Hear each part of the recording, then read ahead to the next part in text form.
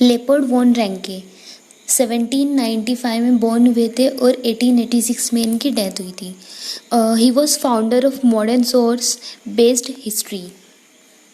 Historiography of the 19th century was greatly influenced by the thoughts of Leopold von Ranke of Berlin University.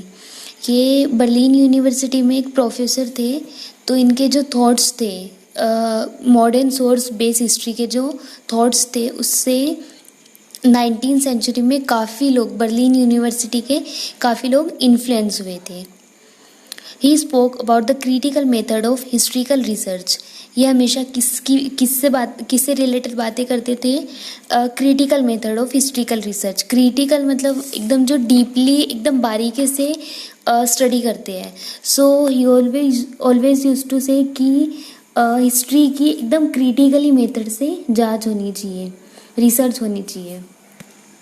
He put emphasis on the utmost importance of information gathered through original documents. इन्होंने सबसे ज़्यादा important original document से मिली हुई information को दिया। He also started that all type of documents associated with the historical event need to be examined with great care.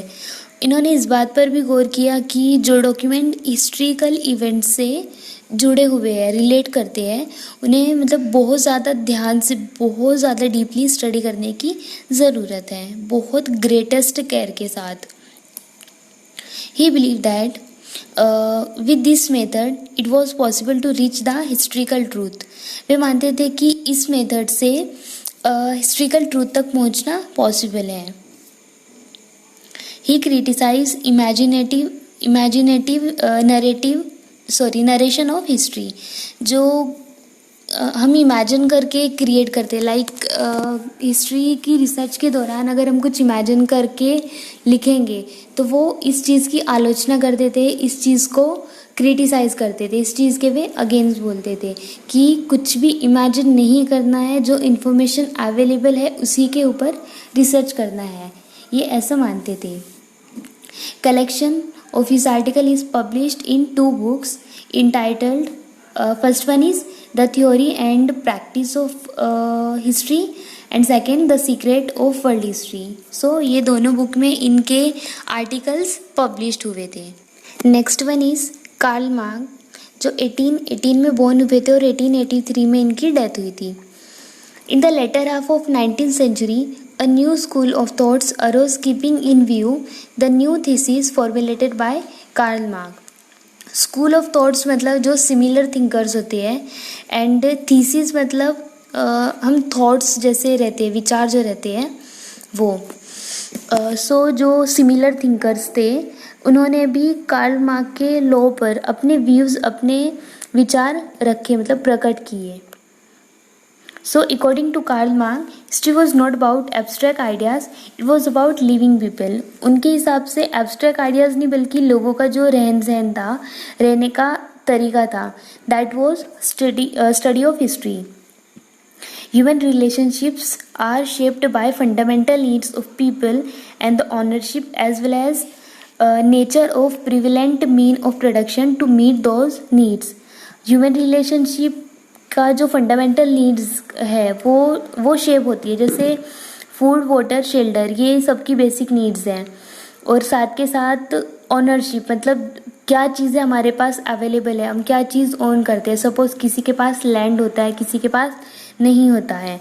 उसके साथ साथ नेचुरल प्रिविलेंट मतलब उस टाइम पे प्रोडक्शन के लिए यूज़ किए जाने वाली जो इक्विपमेंट्स है, तो उनकी क्या क्या चीज़ों की ज़रूरत होती होगी उस टाइम के लोगों को। सो ये अपनी बेसिक नीड्स को फुलफ़िल करने के लिए वो मतलब क्या क्या चीज़ें इस्तेमाल करते होंगे, all those things. The accessibility of these mean to different strata of the society may not be equal. Of course ये सारी चीज़ें पूरी सोसाइटी को इक्वली मिलती होगी ऐसा तो नहीं है। मतलब कोई किसी के पास एग्रीकल्चर लैंड होता है, किसी के पास नहीं होता है, किसी के पास बड़ा घर होता होगा, किसी के पास नहीं होता होगा, एंड कोई गरीब हो, कोई अमीर हो, तो ऐसा मतलब सबके पास ये चीज़ें इक्वली होगी ऐसा भी पॉसिबिलिटी नहीं था। This inequality cause a division of society into two classes. और इसी इनइक्वालिटी की वजह से सोसाइटी की दो डिवीजन हो गए, for example lower and higher, leading to class struggle. वही जिसके पास जो चीज़ें जितनी रहेगी, जो जितना गरीब है उसको लोअर क्लास के अंदर लेंगे, और जो जितना रिच है, जितनी उसके पास चीज़ें ज़्यादा है, तो उसको हायर क्लास के अंडर ये करेंगे, लेंगे। According to Marx, human history is the history of class struggle. So human history किससे रिलेट करती है? क्लास स्ट्रगल से।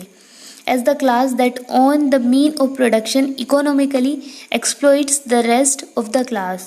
उनके हिसाब से ह्यूमन हिस्ट्री का मतलब क्लास स्ट्रगल था, मतलब जिसके पास जितना मीन ऑफ प्रोडक्शन है वे अपने नीचे के क्लास को, नीचे के जो क्लास है उसका उतना ही फ़ायदा उठाते हैं। लाइक अगर किसी के पास ज़्यादा ज़मीन है तो वो, मतलब किसी के पास ज़मीन नहीं है और पैसे की ज़रूरत है, और मतलब ज़्यादा वो एग्रीकल्चर लैंड नहीं है, और उसको लाइक पुराने ज़माने में ऐसा होता था, मूवीज़ में भी दिखाते हैं, तो वो क्या करते थे, अपनी ज़मीन को गिरवी रखते थे, फिर रखने के बाद वो कैसे दबते चले जाते थे। तो सिमिलरली ऐसा ही कहा गया है कि उनको, जो हायर क्लास थी उनको एक्सप्लॉइट करती थी रेस्ट क्लासेस को। सो ये सब होता था। That is Das Kapital. A treaty written by him is the most referred book all over the world। ये दास कैपिटल इन्होंने लिखी है, उसमें ये सारी चीज़ें डिटेल में मेंशन करी हुई है। Then Annales school. At the onset of the 20th century, a new school of historiography arose in France, which is known as Annals School। Annals School give a new direction to history writing। Anal schools ने क्या किया, history लिखने के वे को एक नया direction दिया। It was recognise now that history is not only about the political events, king, great leaders and accordingly politicals, diplomacy and war, but also about the climate, local people, agriculture, trade, technology, mean of communication, social division and their collective psychology et cetera. In the historical time, the Annals School was started by French historians।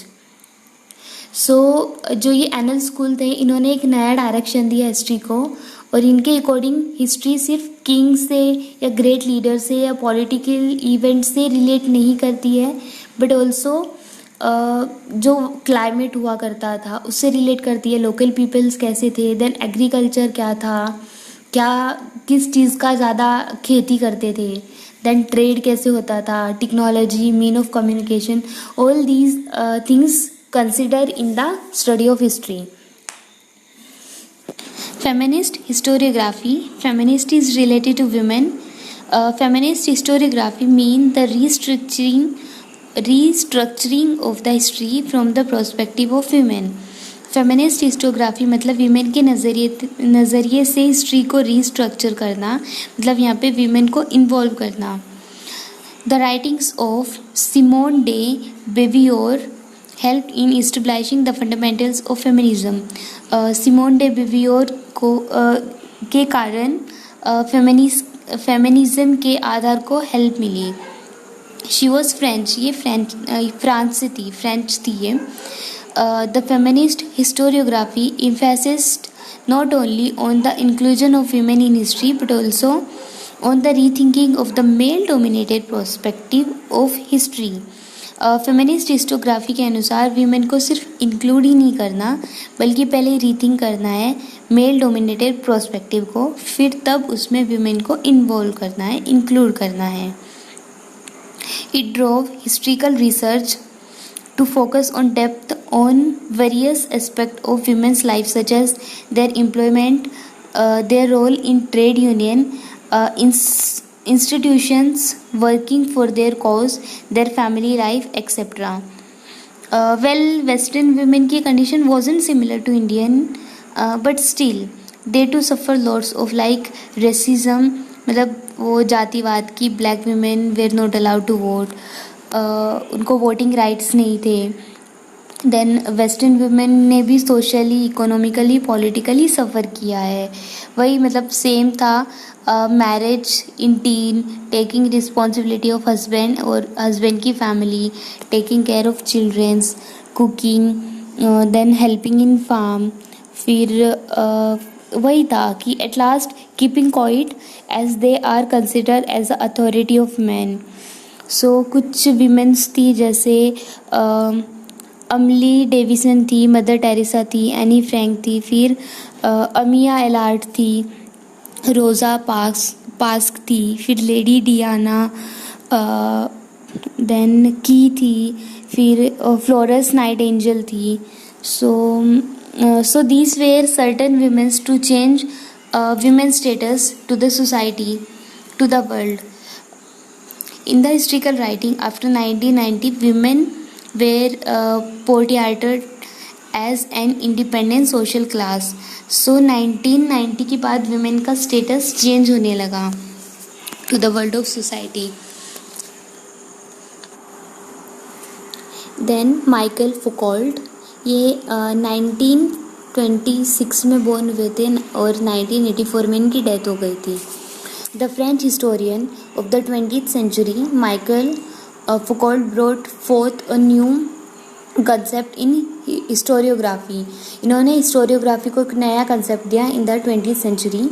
He in his book Archaeology of Knowledge, इनकी new book थी तो उसमें ये underline कर लीजिए आप।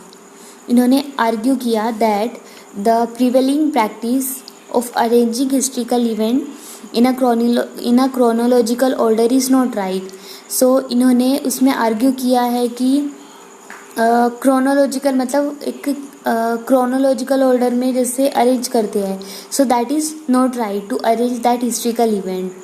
He drew attention to the fact that archaeology does not strive to reach the ultimate historical truth. जो archaeology है वो हेल्प नहीं करती है to reach the ultimate historical truth, हाँ, but attempt to explain various transaction in the past. But हाँ, वो try कर सकती है, प्रयास कर सकती है टू एक्सप्लेन वेरियस ट्रांजेक्शन जो चेंजेस हुए थे पास्ट इवेंट्स में वो। Foucault felt that explaining the transactions in history is more important. So इनको भी क्या लगा कि जो ट्रांजेक्शन्स है, जो चेंजेस हुए थे, उनको एक्सप्लेन करना इज़ मोर इम्पोर्टेंट, कि क्या क्या उस टाइम पे चेंजेस हुए होंगे, वो चेंजेस को, वो परिवर्तन को एक्सप्लेन करना is more important. He called this method the archaeology of knowledge. इस मेथड को इन्होंने नाम दिया है archaeology of knowledge. Foucault subjected the so far acknowledged area by historians such as psychological disorders. Psychological disorders मतलब abnormal thoughts, feelings, behavior, anxiety, depression, ये सब चीज़ें। देन साइंस ऑफ मेडिसिन्स, मतलब उस टाइम के लोग, उस दौरान उस टाइम के लोगों के पास क्या क्या मेडिसिन्स अवेलेबल थी, मेडिकल फैसिलिटीज़ अवेलेबल थी, कितनी मेडिसिन्स का उन्होंने रिसर्च कर लिया था, ये सारी चीज़ें। देन पेरिजन एडमिनिस्ट्रेशन, उनका जो पेरिजन का सिस्टम था वो कैसा था, किसी भी कैदी को वो कैसे रखते थे, उनको फूड कैसे देते थे, किस बेसिस पर उनको पनिशमेंट्स देते थे, कितने टाइम तक पनिशमेंट्स होती थी, वो सब चीज़ें एक्सेप्ट टू हिस्ट्रिकल एनालिसिस। सो ये सारी चीज़ें को स्टडी करना he given more importance to these things. Thus, the scope of historiography kept continuously expanding. So, historiography का जो scope था वो continuously expand होता चला गया. Writing of histories in various subject like literature में history को कहाँ लिखना, literature में लिखना. Then architecture जो पुरानी बनी हुई buildings है, फोर्ट है, इमारतें हैं, वो सब। Then sculptures, drawing, painting, music, dance, drama, film, television come into practice. So ये सारे जो चीज़ें हैं, इन चीज़ों के थ्रू हिस्ट्री को एक्सपांड किया, एक्सप्लेन किया एंड शो किया कि हिस्ट्री कैसी थी। फिल्म अभी रिसेंटली नहीं बट काफ़ी टाइम हो गया है, वो मोहिंजोदाड़ो के ऊपर भी फिल्म बनी थी। सो ये सारी चीज़ों के थ्रू एक्सप्लेन करने की कोशिश करी गई है हिस्ट्री को, हिस्टोरियोग्राफी को. Okay, so here we end up with a history historiography development in the west, 10th Maharashtra board, first lesson. If you have any doubt, can comment down us in comment section, and please may know us whether video was helpful.